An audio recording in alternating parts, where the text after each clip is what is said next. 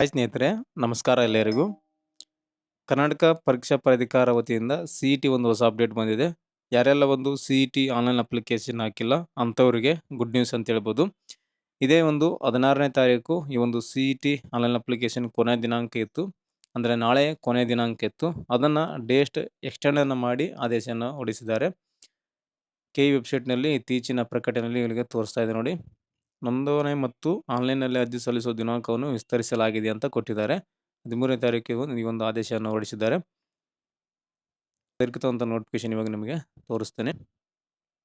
ನೋಡಿ, ಇದೇ ಒಂದು 16ನೇ ತಾರೀಕು ಆನ್ಲೈನ್ ಅಪ್ಲಿಕೇಶನು ಮತ್ತು 17ನೇ ತಾರೀಕು ಪೇಮೆಂಟ್ ಮಾಡುವ ಒಂದು ಕೊನೆಯ ದಿನಾಂಕ ಇತ್ತು.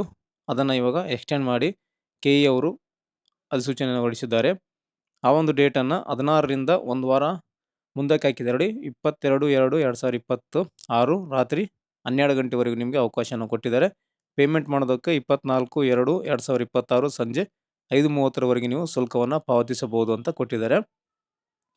ಸೊ ಇದು ಸಿ.ಇ.ಟಿ ಅಪ್ಲಿಕೇಶನ್ ಹಾಕೋರಿಗೆ ತುಂಬ ಉಪಯುಕ್ತ ಆಗುತ್ತೆ ಅಂತ ಹೇಳ್ಬೋದು.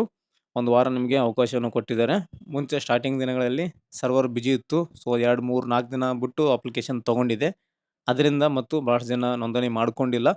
ಅದರಿಂದಾಗಿ ಈ ಒಂದು ಡೇಟನ್ನು ಎಕ್ಸ್ಟೆಂಡ್ ಮಾಡಿ ಅಂತ ರಿಕ್ವೆಸ್ಟ್ ಮಾಡಿದ್ರಂತೆ ಸ್ಟೂಡೆಂಟ್ಗಳು. ಅದರಿಂದ ಈ ಒಂದು ಡೇಟನ್ನು ಎಕ್ಸ್ಟೆಂಡ್ ಮಾಡಿದ್ದಾರೆ. ಯಾವ ರೀತಿ ಅರ್ಜಿಯನ್ನು ಸಲ್ಲಿಸೋದು ಸಿ.ಇ.ಟಿ ಅಂತ ಈ ಹಿಂದೆ ವಿಡಿಯೋ ಕೂಡ ಮಾಡಿದ್ದೀನಿ. ಆ ಒಂದು ವಿಡಿಯೋದ ಲಿಂಕನ್ನು ಡಿಸ್ಕ್ರಿಪ್ಷನ್ ಕೂಡ ಹಾಕಿರ್ತೀನಿ. ನೀವೇ ನಿಮ್ಮ ಮೊಬೈಲ್ನಲ್ಲಿ ಅಪ್ಲಿಕೇಶನನ್ನು ಹಾಕೋಬೋದು. ತುಂಬ ಈಸಿಯಾಗಿ ತಿಳಿಸಿಕೊಟ್ಟಿದ್ದೀನಿ. ಲಿಂಕ್ ಡಿಸ್ಕ್ರಿಪ್ಷನಲ್ಲಿದೆ. ಅದನ್ನು ಕ್ಲಿಕ್ ಮಾಡಿಕೊಂಡು ವಿಡಿಯೋ ನೋಡಿಕೊಂಡು ನೀವೇ ಒಂದು ಅಪ್ಲಿಕೇಶನನ್ನು ಹಾಕ್ಕೊಳ್ಳಿ. ಮತ್ತು ಅಪ್ಲಿಕೇಶನ್ ಹಾಕುವಾಗ ಏನಾದರೂ ತೊಂದರೆ ಎರರ್ ಬರ್ತಾ ಇದ್ದರೆ, ಏನಾದರೂ ಡೌಟ್ಸ್ಗಳು ಕೇಳೋದಿದ್ದರೆ ಕಮೆಂಟ್ ಮಾಡಿ.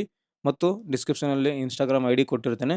ಇನ್ಸ್ಟಾಗ್ರಾಮಲ್ಲಿ ಬಂದು ನೀವು ನಮಗೆ ಮೆಸೇಜ್ ಮಾಡಿ DM ಮಾಡಿ ಮಾಹಿತಿಯನ್ನು ಪಡ್ಕೋಬೋದು. ನಿಮಗೆ ಅಲ್ಲೇ ರಿಪ್ಲೈಯನ್ನು ಕೊಟ್ಟು ನಿಮಗೆ ಏನೇ ಡೌಟ್ಸ್ ಇದ್ದರೂ ಕೂಡ ಅಲ್ಲೇನ ಸಾಲ್ವನ್ನು ಮಾಡ್ತೀವಿ ಅಂತ ಹೇಳ್ತಾ, ಈ ಒಂದು ಕೆ.ಇ ಕಡೆಯಿಂದ ಡೇಟ್ ಎಕ್ಸ್ಟೆಂಡ್ ಆಗಿರೋ ಬಗ್ಗೆ ಮಾಹಿತಿಯನ್ನು ಕೊಟ್ಟಿದ್ದೀನಿ. ಈ ಒಂದು ಮಾಹಿತಿ ನಿಮಗೆ ಉಪಯುಕ್ತ ಆಗಿದೆ ಅಂತ ಅನ್ಕೊತೀನಿ.